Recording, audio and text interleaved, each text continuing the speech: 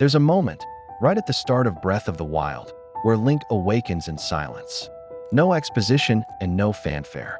Just that sterile blue light flooding the chamber, the low hum of forgotten technology, and Link, stripped of identity, stripped of memory, standing there in nothing but linen and purpose.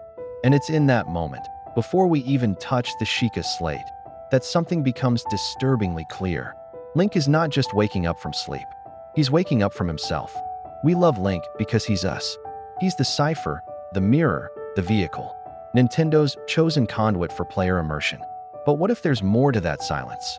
What if that emptiness isn't just game design, but lore? There's a theory, haunting, beautiful, tragic, that Link is not reincarnated because the world needs him. He's reincarnated because he's stuck. Not chosen, trapped. What we call the hero's spirit may in fact be a residual consciousness, cycling endlessly through lives it no longer owns.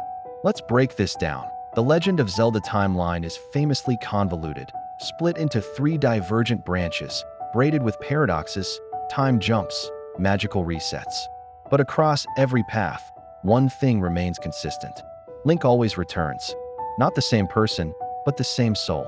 And while Zelda's lineage and Ganondorf's curse provide mythological scaffolding, Link's rebirth is eerily one-directional. He never remembers fully, he never rebels. He never breaks the chain. Even Skyward Sword, the origin point, doesn't offer a clean slate. It presents Link as already destined, already molded by prophecy. Every incarnation has a mission baked into its bones. No wonder they call him the hero of time, not just for his role in history, but for how he's ensnared in it.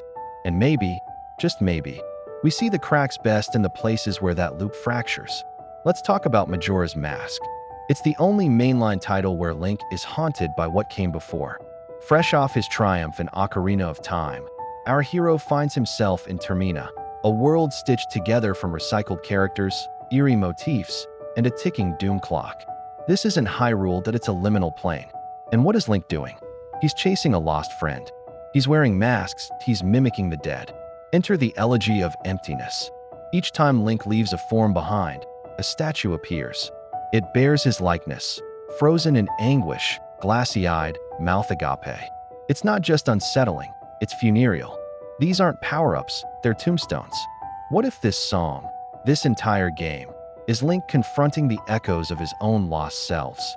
What if Termina is a therapeutic loop, a spiritual timeout where Link is forced to wrestle with the trauma his silence conceals? Now bring that lens back to Twilight Princess. Midway through, we meet the hero's shade, a skeletal knight, draped in sorrow and regret.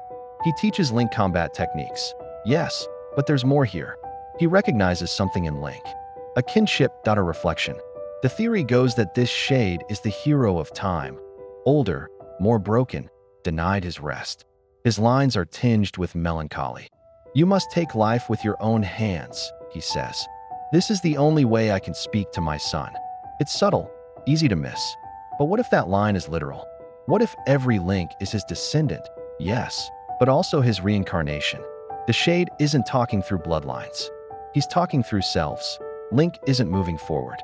He's looking back, and that brings us to Breath of the Wild, where silence is sharper than ever. Link begins the game not triumphant, but empty. He's awoken not from sleep, but from suspended animation. From death, basically. Hyrule has moved on without him. Zelda has suffered alone. The world has broken. And what's left of Link?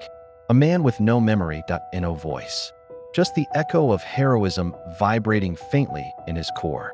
We play not as a warrior reclaiming greatness, but as a shell rebuilding identity. This isn't a resurrection of glory, that it's a patch job.